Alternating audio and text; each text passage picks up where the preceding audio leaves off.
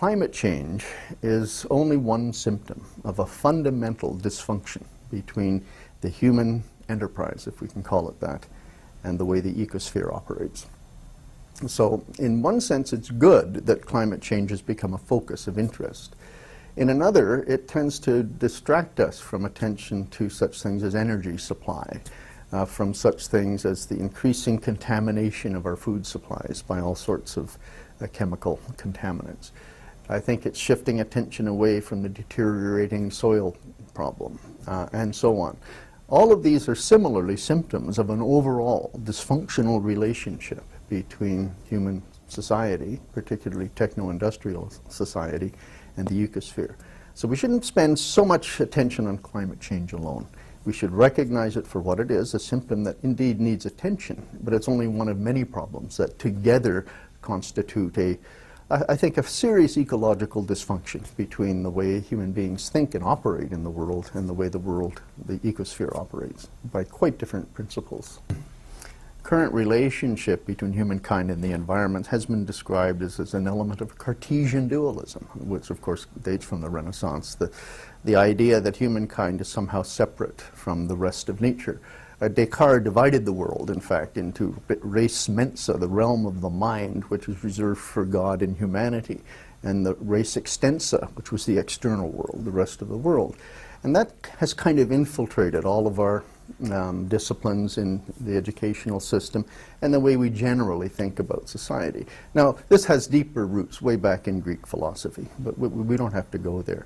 The basic problem is that we have tended for at least 300 years, and that I think is the period we have to think about as the kind of really techno-modern era, as independent of nature. The economy, for example, our economic models make no reference to the natural environment at all. They operate as single points in time and space without any connection to the biophysical world. And so it simply reflects in economics an idea of human separateness, independence of nature.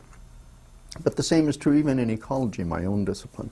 When I was an undergraduate student, there were no courses on human ecology.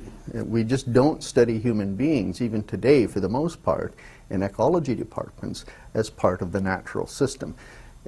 Humans have been relegated to the humanities. Again, it's this disciplinary separation of humans from just about everything else.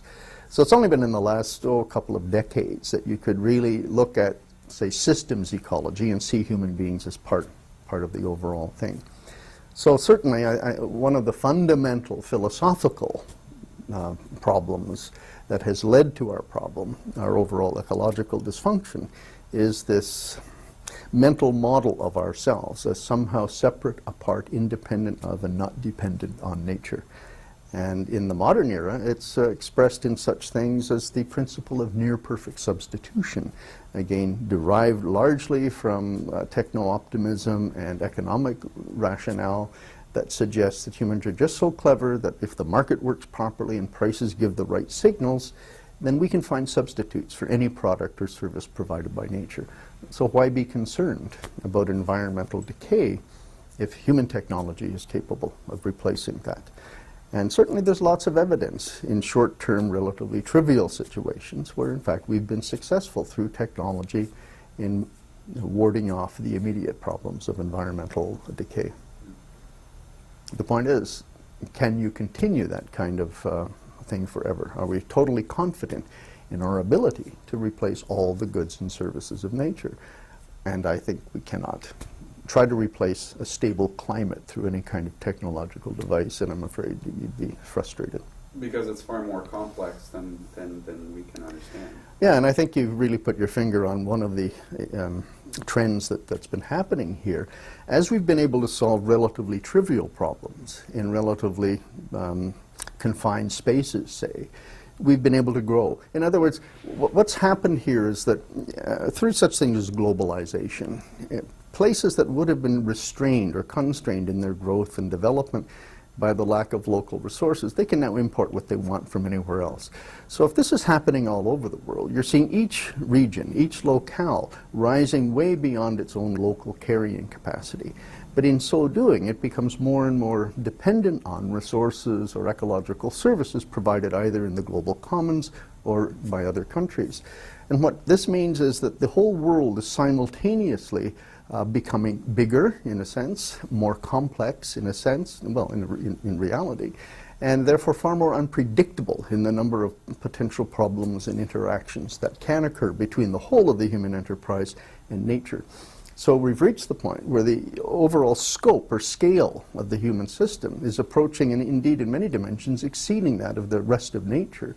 And the interactions are such that they are so large, so unpredictable in many respects, that although we were able to solve the minor technological problems at local levels in the past, it's becoming increasingly doubtful whether we'll be able to continue to do so as these problems escalate to the global scale. Someone once said that the world is becoming a more complex place than we think. In fact, it's more complex than we can think. I wish I could remember who said that, but I think it really pins down what I'm getting at here. With increasing scale, with increasing complexity, with increasing magnitude of interaction between the global system and the human dimension of that system, we simply can't cope with the potential outcomes in interactions. And many of them are all occurring at once, and so our increasingly scarce resources are increasingly thinly spread, trying to deal with many things at the same time, from AIDS to, well, you know, the bee colony collapse syndrome that we're now hearing about. Things that no one anticipated are all appearing at once. What if we get a methane burp? The release of huge quantities of methane gas from frozen gas hydrates in the sea or in the tundra. Quite possible if the historical record is reliable. It may happen with a 1 or 2 degree increase in temperature. Then we might get runaway temperature increases and global climate change on an absolutely unprecedented scale. So we are moving into a new domain in which the scale of the human enterprise is capable of inducing responses from the ecosystem that are not only unpredictable, but with which we have had no previous experience. And because we're spread so thin and simply don't have knowledge of these systems, we may not be able to cope.